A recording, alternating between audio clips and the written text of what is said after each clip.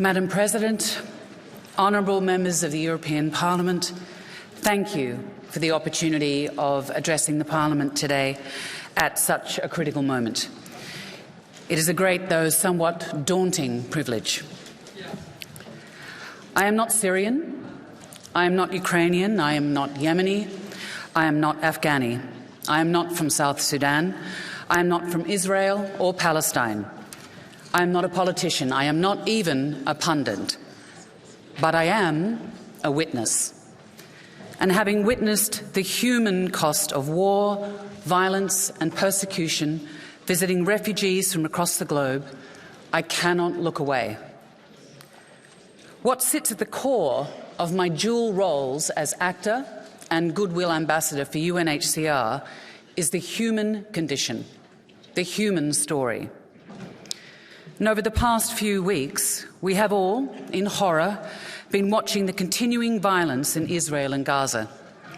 The conflict has claimed and is still claiming thousands of innocent lives. Earlier this week, UNHCR's High Commissioner called, together with several other humanitarian organisations, for an immediate humanitarian ceasefire and the immediate release of all civilians held hostage. Alas, while these events are understandably dominating the news, this is far from the only violence afflicting our world, and these are not the only innocent lives being lost. War rages on in Ukraine. It rages in Sudan, where it's already forced millions of people to flee their homes since erupting earlier this year. Indeed, in recent times, the headlines have brought us news of violence in Ethiopia or Afghanistan, in the Sahel and many others. And in every single case, innocent people suffer, and innocent people are forced to run for their lives. Globally, forced displacement has now passed the grim milestone of 114 million people. Many of those caught up in these maelstroms have made unbelievably dangerous journeys in search of a place of safety. On arrival, too many of them have found themselves unwanted, rejected, despised, even scapegoated. 114 million people. It's a number so huge that it is difficult to grasp. But grasp it we must, as we acknowledge the figures and the facts. Because the fact is, of those 114 million, 62.5 million are displaced internally within their own countries. And of the other 36.4 million who are forced to leave their countries, 69% of them remain in neighbouring countries, places that I have had the great privilege of visiting, such as Bangladesh, South Sudan, Jordan, Niger and Lebanon. Why do people stay so close to these places? Because, just as we would if we were in their shoes, they want to return home, to their people, to their land, to their families. I urge each and every one of you here today to stand firm in challenging the dangerous myth peddled far too widely and stoking far too much fear and hostility that each and every refugee is headed here to Europe. It has been tempting for some in Europe to depict the challenge of refugees as a new one. The 1951 Refugee Convention, they say, is from another time. It was not designed to meet the challenge of so many people on the move, especially in a time of mass forced displacement or when new forms of large-scale displacement linked to climate change or natural disasters appear. The claim is that it places too many demands on our resources, on our schools, our hospitals, our job markets, or that new arrivals with their different languages and cultures will somehow undermine the values of those who host them. Apart from the monumental compassion deficit in this argument, it also demonstrates a dangerous disregard for history. Madam President, for centuries, Europe, like so much of the world, has been crisscrossed by people who have fled home in search of protection from war, pogroms, persecution. Over the centuries, many were refused asylum, or, if they were admitted under sufferance and regarded with suspicion. But many were welcomed, not just sheltered, but actively encouraged to contribute to the social, cultural and economic life of the lands they now call home. Free to practice their religion, provided with livestock, tools and seeds, granted citizenship, and gradually, beneficially absorbed into the societies who embraced them. This mixed picture is recognisable in Europe today. In some cases, we immediately see that fleeing home, leaving everything behind and having to run for one's life is unavoidable, and we instinctively feel the need and obligation to help. In others, perhaps because we know little of the violence or human rights abuses that take place far from here, we are suspicious. And so vulnerable people are caught between a place from which they were forced to flee through no fault of their own and a place that refuses to let them in. Thus marooned, they drown or freeze or are trapped under rubble or starved or are enslaved, trafficked, enlisted, exploited, outcomes, devastating outcomes that we would not tolerate for ourselves. At the end of the Second World War, as humankind confronted this devastation wreaked by one of the worst conflicts of all time, the international community made its most determined effort to enshrine some fundamental principles and ideals as a response to forced displacement and the generational suffering that it causes. Principles and ideals to help hold the world with all of its difference together. The right to seek asylum and the provision of asylum without discrimination was central to the Universal Declaration of Human Rights, which marks its 75th anniversary this year. This right underpins the 1951 Refugee Convention, which makes it an obligation for states to protect persons unable or unwilling to return to their country of origin, owing to a well-founded fear of being persecuted for reasons of race, religion, nationality, political opinion, or membership of a particular social group. The 1951 Convention is a landmark human rights instrument that is not only still relevant, but foundational to our common humanity. Part of the modern legal framework for human rights that evolved after the war, it sought to formalise a minimum set of rights for persons fleeing persecution, including, crucially, the right not to be returned to the country of original persecution if unsafe to do so. Although it was initially developed in a mostly European context, the standards and the principles outlined and defined in the Convention are universal, and it is one of the most widely ratified treaties globally. It is what keeps the instruments and practice of government humane. Adherence to the Convention has saved millions of lives. It also provides a set of shared principles for states to better manage asylum and to cooperate amongst themselves. The framework also, of course, provides a legal, fair and dignified means to assess who does not qualify for asylum. No one is arguing that everyone who comes can have a right to remain. I do wonder, though, if those who now question the Convention or see walls and barbed wire fences as a solution to the world's 36.4 million refugees have ever met or talked to a refugee, or really forced themselves to confront the human costs of harmful policies.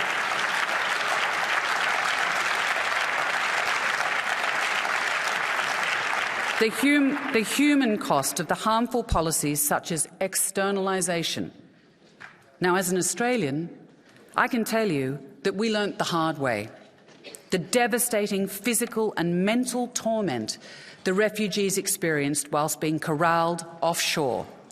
the psychological damage to those guarding them, the billions of dollars of taxpayers' money wasted on a now discredited and largely abandoned approach. And, may I say, the resultant shame and regret that many of my fellow Australians feel now surrounding these ineffective and inhumane policies.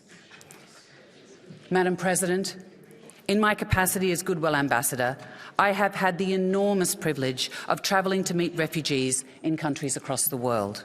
And there are so many humbling things that I have witnessed and learned from the people who have generously shared their stories with me. But here are just three. First, the refugees that I have met are in a state of shock. Shock at what they have seen and experienced, shock at finding themselves uprooted, shock at losing everything and having to start again from scratch. But this is not just about the most vulnerable.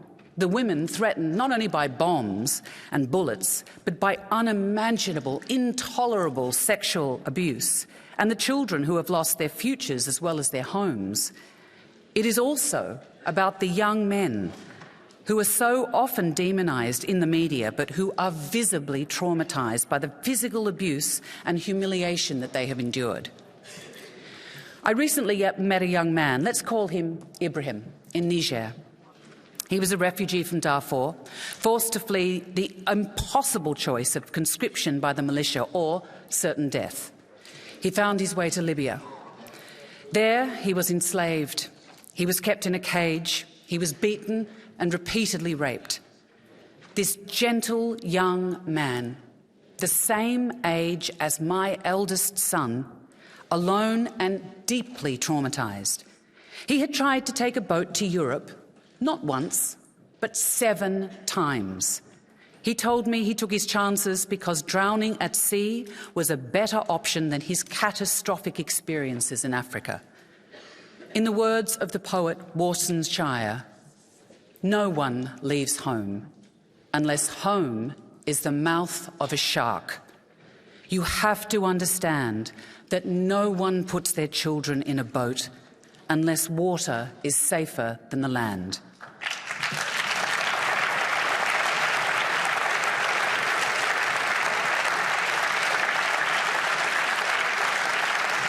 I think also of a Syrian refugee woman I met in Lebanon. Let's call her Miriam.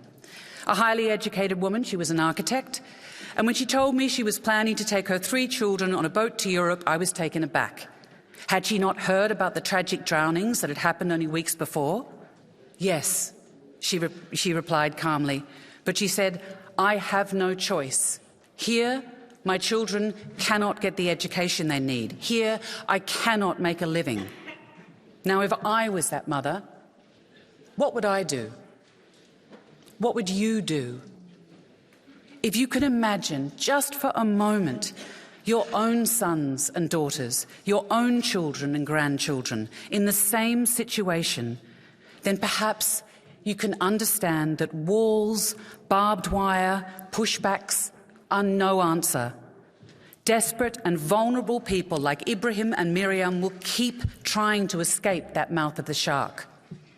10 years ago, we were all appalled by the loss of the hundreds of lives when an overcrowded boat sank near the island of Lampedusa. And in the decades since, many more have perished in the same way. And in 10 years' time, people will still be drowning on our shores unless something changes. Complex situations require complex solutions. They require dialogue. They require collaboration, not sound bites or slogans. Finding sustainable solutions in countries of origin, transit and destination is the only way. Now, in this room, there are people of vastly different backgrounds, different cultures, different politics, different views, but we all share a common humanity, and we need to come together to put people, to put our humanity back at the centre and the heart of asylum.